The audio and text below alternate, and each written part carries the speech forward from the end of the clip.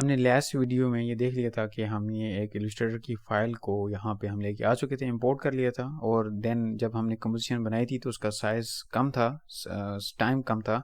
उस टाइम को हमने एक्सटेंड किया था, फिर बाकी लेयर्स को भी एक्सटेंड किया था।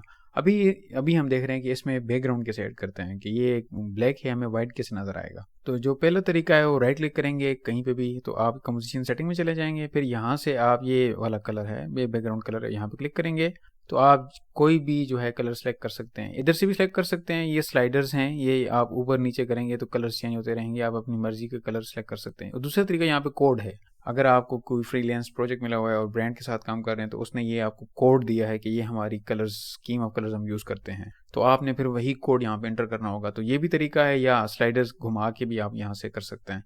तो लेट्स से मैं प्योर वाइट रखता हूँ, तो ओके करूँगा और ये ओके करूँगा तो ये एक बैकग्राउंड हो गया। तो ये देखें, ये बैकग्राउंड ऐड हो चुका है। लेकिन ये एक बहुत ही गलत तरीका है बैकग्राउंड ऐड करने का।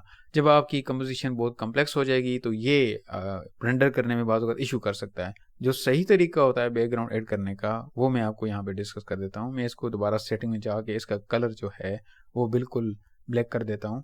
देखें, ये यहाँ से भी सिलेक्ट कर सकते हैं। मैंने ये वाला सिलेक्ट किया और ये काइंड ऑफ ब्लैक हो गया। तो अभी दोबारा उस तरीके से ये हो गया। अभी जो सही तरीका है कलर ऐड करने का बैकग्राउंड, वो ये है कि आप यहाँ पे जाएंगे, राइट क्लिक करेंगे और न्यू पे जाएंगे और ये लेयर एक लेंगे, सॉलिड। सॉलिड का मतलब ये कि पूरी एक लेयर सॉलिड के तौर पे आ जाएगी। इसका भी कौन सा कलर है, आपने यहाँ से जाके इस सॉलिड का कलर वाइट करना है। और यहाँ पे फिर एक ऑप्शन होता है मेक कॉम्प साइज। इसका ये मतलब है कि जो मेरी सॉलिड लेयर है उसका साइज और कंपोजिशन का साइज बिल्कुल बराबर कर दे, यानी कि कंपोजिशन के साइज के बराबर कर दे। मैं इसको ओके करूंगा, ये अभी सिलेक्ट हो चुका है, ये ब्लू है अभी सिलेक्ट हो चुका है, अभी कर दूंगा ओके।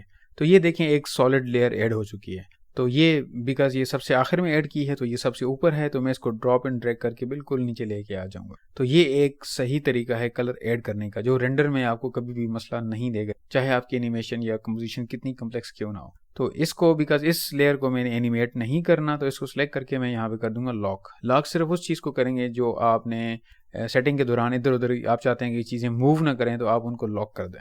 यहाँ तक हमारा प्रोजेक्ट बिल्कुल रेडी हो चुका है एनिमेशन के लिए। तो नेक्स्ट वीडियो में हम इन लेयर्स को एनिमेट करना सीखते हैं। तो मिलते हैं नेक्स्ट वीडियो में।